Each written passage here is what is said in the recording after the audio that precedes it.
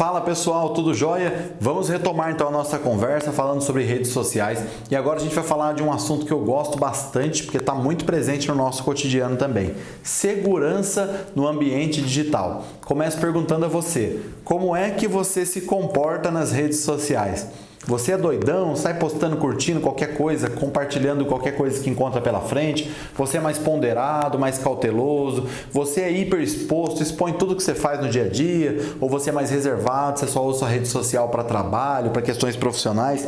Enfim, um pouco disso que a gente vai conversar aqui agora. A gente vai entrar numa gama de informações, de situações bem bacanas para a gente entender a nossa atuação também nas redes sociais. Bom, começando, a gente vê nessa imagem a convivência de diversas gerações, de diversas pessoas aí, de gerações das mais distintas. Em uma aula, em uma determinada palestra, eu falo só sobre as gerações e como essas gerações convivem também nas plataformas digitais. É muito interessante a gente ter conhecimento sobre isso também. Então, nessa imagem, a gente vê aí a interação de diversas gerações nas mais distintas plataformas digitais também. Eu costumo dizer que nós estamos vivendo o momento da geração 3C. O que seria essa geração 3C tratando-se das redes sociais? Geração do curtir, comentar e compartilhar. Ou seja, a partir do momento que surgem as redes sociais, a nossa interação ela passa a ser tomada por essas qualidades, por essas respectivas qualidades. A curtida, o comentário e o compartilhamento, que é aquilo que a gente exerce enquanto usuários das redes sociais. Aí eu trago para vocês, como eu disse lá atrás, o Facebook, em 2017, se eu não me engano, se me falha a memória, ele lançou esse infográfico para mostrar como o Facebook em si passava de uma simples rede social para a composição de ecossistemas, ou seja, que não se chama mais Facebook, já está atualizado para nome Meta, de um ecossistema, de um conjunto de produtos e de um conjunto de tecnologias. Ou seja, tudo isso dentro da própria lógica do Facebook. Aí você pode pegar, por exemplo, há 5, 6 anos atrás, o Facebook já falando muito sobre essa questão das inteligências artificiais.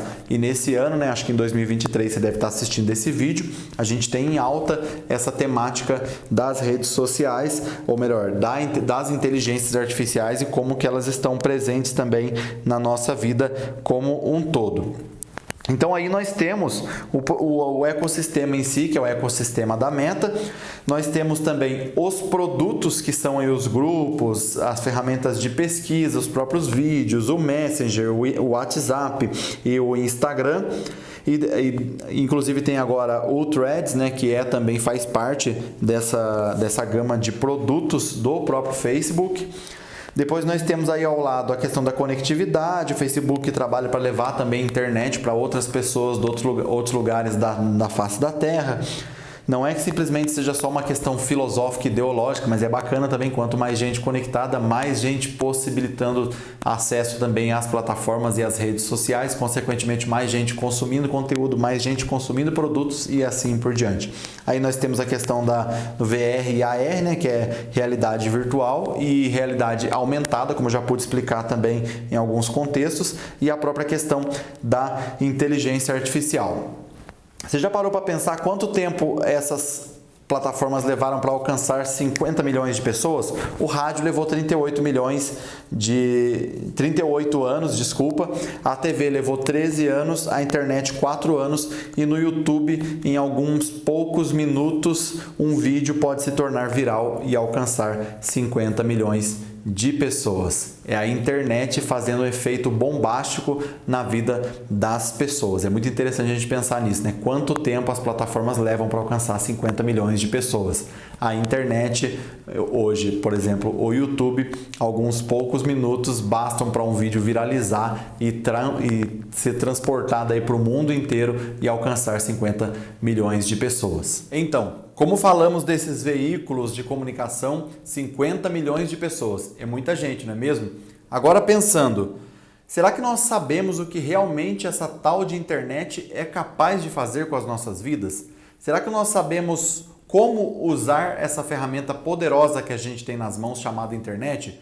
Muitas vezes os adolescentes e as crianças, vou contar um segredo para vocês, vou contar como professor que já deu aula para adolescente e para criança. Muitas vezes eles não sabem, às vezes nem ligar um computador, sabe jogar online, sabe às vezes manusear uma rede social, mas às vezes um trabalho, algo que precisa procurar na internet, ele não sabe, acaba tendo dificuldade de manusear a rede. Então, temos que ter às vezes esse viés também de saber ensinar. Duas questões que estão muito ligadas dentro da internet são a intimidade e a privacidade. Como que você lida com essas questões no seu dia a dia de internet? Na outra aula, eu falei sobre a possibilidade que a gente tem às vezes de expor nossa vida ao negativo, muitas vezes para os outros, dando pistas, por exemplo, de onde a gente vai, o que a gente come, o que a gente faz, com quem a gente sai, onde nossos filhos estudam. E nessa aula a gente vai ver um pouquinho sobre isso também, como que a intimidade e a privacidade estão tocando no nosso cotidiano. Um princípio básico, e eu já falei esse princípio em outra aula, hein? Não diga nada online que você não fosse colocar em um enorme outdoor com a foto do seu rosto ilustrando. Ou seja, tome muito cuidado com o que você diz online, com o que você posta, com o que você coloca.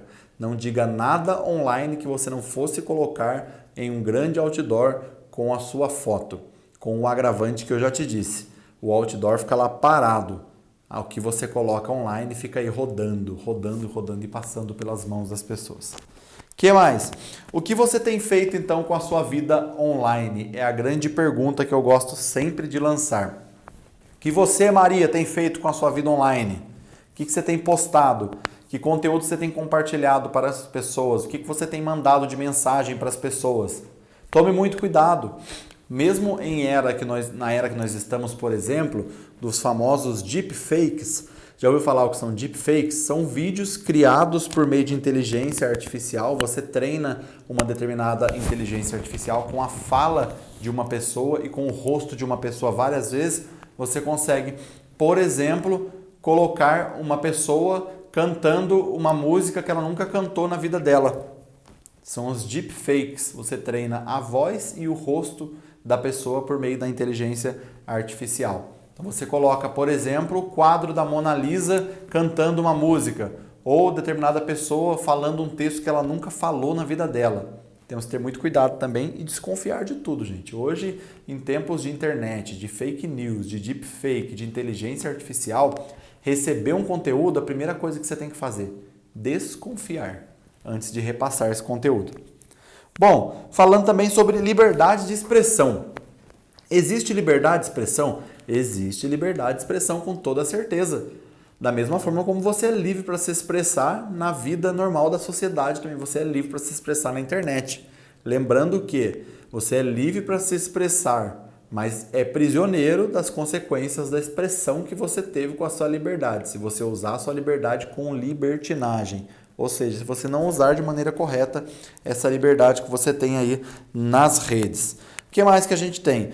Falando sobre leis, casos e dicas, por exemplo. Leis, a gente tem hoje a questão da LGPD, que fala sobre dados pessoais, né, que é a questão mais atual. Nós temos o marco da internet no Brasil. Nós temos, por exemplo, a Lei Carolina Dickmann, que trata sobre dados pessoais também, né? E tantas outras leis, regulamentações que vão sendo feitas sobre internet que a gente tem que estar sempre por dentro. Principalmente você que trabalha com a questão pública, com as instituições públicas, você tem que estar sempre antenado nessas novidades que surgem a respeito da parte legislativa, quanto à internet, quanto ao uso de redes sociais, enfim, é bastante interessante a gente ficar por dentro de tudo isso também. O que mais? Fake news. Chegou um ponto importantíssimo da nossa aula e do nosso curso. Fake news. Eu gosto de lembrar e de brincar que fake news, o conceito de fake news ele já é errado em si. News, notícia. Notícia é algo que traz uma novidade, uma verdade sobre alguma coisa. Fake, falso. Fake news. Então, se é news, não pode ser fake. Então, o próprio conceito de fake news ele já se anula em si mesmo. Então nós temos que ter muito cuidado, porque como eu disse, receber um conteúdo, primeira coisa, desconfia desse conteúdo. Na internet hoje é muito fácil você entrar, fazer uma montagem e falar que saiu uma determinada notícia em um determinado portal, que determinada pessoa falou aquilo. Inclusive você consegue montar a pessoa falando, isso que é o pior de tudo, né? Vamos lá então. Aqui a gente tem um manual básico para identificar fake news. Esse manual pode ser utilizado, pode ser propagado também aí na internet, viu? Seja cético com as manchetes. Veja bem que interessante. Viagem para a Lua por R$ 1,99. Saiba mais. Geralmente é uma coisa muito catastrófica, como diz um amigo meu, uma coisa muito escalafobética. É um negócio muito estranho. Então, assim, desconfie sempre das manchetes. Olhe atentamente para a URL, sabe o endereço da notícia que você recebeu? Porque às vezes, vou dar um exemplo, fala que é do Google ou do jornal oglobo.com, por exemplo. Você recebe uma notícia, fala que é do jornal O Globo, só que lá na URL, lá no endereço daquela publicação noticiosa, por exemplo, que você recebeu, daquele link, tá lá assim, ao invés de estar escrito O Globo, está escrito O Globo, com 2 Os, por exemplo. O Global, com L no final. E às vezes você nem percebeu aquilo, compartilhou esse conteúdo como se fosse do veículo de comunicação e foi enganado por uma fake news. Então, tome muito cuidado com o tipo de conteúdo que você compartilha também. Olhe atentamente para a URL. Investigue a fonte, é importantíssimo isso. Quem é a fonte que está falando isso? Qual é o jornal que está falando isso? A página que está falando isso? Quem é o responsável por dar essa notícia? Se o negócio não tem nome, não tem fonte, já é um outro ponto para você desconfiar também. Ficar muito atento nisso daí. Bom, buscar outras reportagens também é muito interessante, muito importante buscar outras reportagens para você ter noção se aquilo saiu em outros portais, se aquela notícia foi publicada em outros locais ou se é só aquele lugar que está postando aquele conteúdo que você está recebendo. Coloca lá o nome no Google, digita lá o título da notícia que você recebeu no Google e vê se vai ter retorno para você de outras fontes também, de outros jornais, de outros portais, enfim, de outras reportagens. O que mais? A história é uma farsa ou é uma brincadeira? Veja bem que interessante. Uma farsa é criada para enganar alguém e uma brincadeira é criada para poder fazer uma brincadeirinha, como a gente fala, né? Para trollar um colega. E às vezes uma brincadeira pode acabar se tornando uma farsa se você não repassa de maneira completa essa informação, por exemplo. Vai lá, o cara manda para o amigo dele brincando assim, ratinho cai duro e morre. Manda só isso. Ratinho cai duro e morre. E em seguida ele iria mandar uma foto de um camundongo caído lá no chão, por exemplo. Ele manda só essa parte, por exemplo, da informação e não encaminha a imagem. Aquela pessoa pega aquilo e manda num grupo, por exemplo. Ratinho cai duro e morre. Manda num grupo, por exemplo.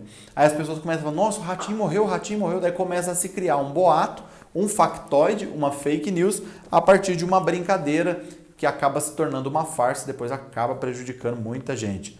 Basta olhar quantas vezes o Silvio Santos teve que desmentir que ele tinha morrido, não é?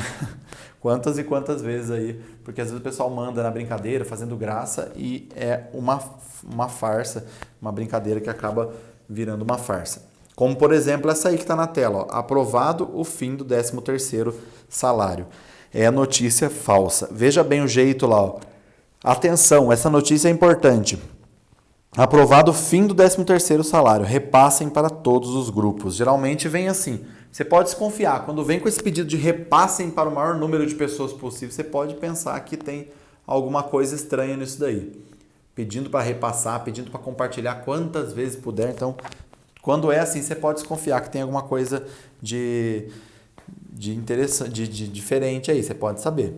Por exemplo, esse post, esse tweet que fizeram do Caetano Veloso, polícia é coisa de burguês, não chamem nunca, nem se eu for roubado, não passarão. Então, o pessoal inventa as coisas para poder denegrir as pessoas e acabam prejudicando a imagem dessas pessoas. 37% das pessoas já compartilharam algo nas redes sociais depois descobriram que o conteúdo era falso. Por exemplo, teve um ano que um blog de um jornalista noticiou que o presidente Michel Temer iria renunciar. Eu lembro muito bem disso. Todo mundo compartilhou como se fosse uma grande verdade, aquele factoide que ele acabou criando, porque ele ouviu de alguém que iria acontecer aquilo, ao invés dele esperar, ele simplesmente deu como um furo. O presidente Michel Temer irá renunciar em pronunciamento. Todo mundo foi para frente da televisão ver o pronunciamento do Temer que ele falou, não vou renunciar, mentira. Então, assim, a gente tem o cuidado também de não repassar conteúdo sem prestar atenção na origem, e 37% das pessoas já compartilharam alguma coisa nas redes sociais e depois descobriram que o conteúdo era falso.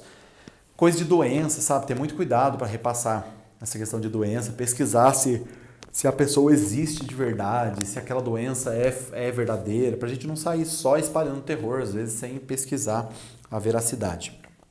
Aqui eu tenho 3 sites que você pode utilizar. Hoje já tem outros vários sites que você pode utilizar. O próprio Fato ou Fake também é bem legal.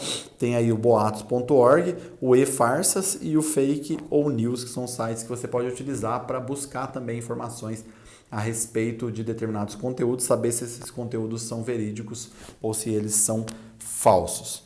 Penso, logo compartilho, usando aí uma lógica, uma frase do René Descartes, né? Que é penso, logo existo, a gente transforma em penso, logo compartilho. Na era das redes sociais, antes de compartilhar, pense muito bem para você não se prejudicar, e digo ainda prejudicar outros, prejudicar instituições, prejudicar o lugar que você trabalha.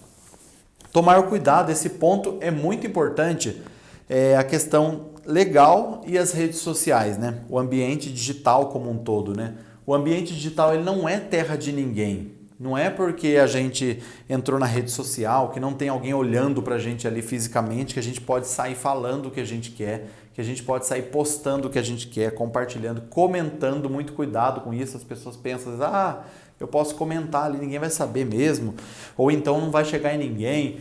Se der um problema judicial, por exemplo, todo mundo que comentou, que foi conivente com aquela ação, com aquela publicação, entra no processo também. Então tem que ter muito cuidado realmente com o que a gente faz nesse ambiente digital. Então ter a noção que não é terra sem lei, não é terra de ninguém, ali existem regras e o mesmo código que é aplicado à questão civil, moral aqui fora, a gente tem que saber que lá dentro do ambiente digital, aqui dentro desse ambiente que você está usando para assistir essa aula agora, as leis se aplicam também. Então, se você ofender alguém lá na internet, aqui na internet, se você falar mal de alguém, se você denegrir com calúnia, difamação, enfim, você fizer algo relacionado a isso, a essas pessoas, e essa pessoa judicializar essa questão, você vai pagar como se tivesse feito aquilo presencialmente para a pessoa. E às vezes com muitos outros agravantes, que são as provas que você mesmo produz contra você. Então ter muito cuidado. Por exemplo, o artigo 189 da Lei 9.279 de 96, ele fala sobre a questão do logotipo ou marca, usar sem autorização do titular, a pena de detenção de 3 meses a 1 ano ou a multa que você pode tomar ainda, dependendo da situação. Então, nesse sentido, a gente tem aqui, por exemplo, um exemplo prático que aconteceu na cidade de Guaratinguetá, no interior de São Paulo, ali ao lado de Aparecida. O ator Wagner Moura ganhou um processo contra a prefeitura de Guaratinguetá. Eu tirei a propaganda que tinha ali do lado, essa notícia foi retirada do site do G1, é lá de 2015 essa notícia. Olha, ali tinha uma foto do Wagner Moura, eu brinquei, né, que eu tirei a foto para também não ser processado pelo ator. Esse processo que o Wagner Moura ganhou especificamente da prefeitura de Guaratinguetá, o que a prefeitura fez? Ela publicou num outdoor, num jornal da cidade, uma foto do Wagner Moura lá com o Capitão Nascimento, né, da tropa de elite, falando sobre o desperdício de água, mas não pediu autorização para o autor para poder utilizar a foto. Ou seja, multa de R$50 mil, tiveram que indenizar o autor por uso indevido da imagem. Mas é uma cidade no interior, nunca vai chegar no Wagner Moura. Ter todo cuidado, porque hoje a internet ela faz com que tudo chegue até todo mundo. Então tem que ter muito cuidado para a gente não acabar desempenhando um papel errado e prejudicando a instituição que a gente trabalha também. Aí, nesse caso, os colaboradores prejudicaram a SAEG, né, que é o serviço de água lá do município, a própria prefeitura em si e um jornal que tiveram que indenizar por ter publicado a foto do autor, né? Então, não sei como acabou esse caso, mas, enfim, foi um caso de um caso utilizando rede social aí também e a dificuldade que se gerou por conta de usar uma imagem sem autorização.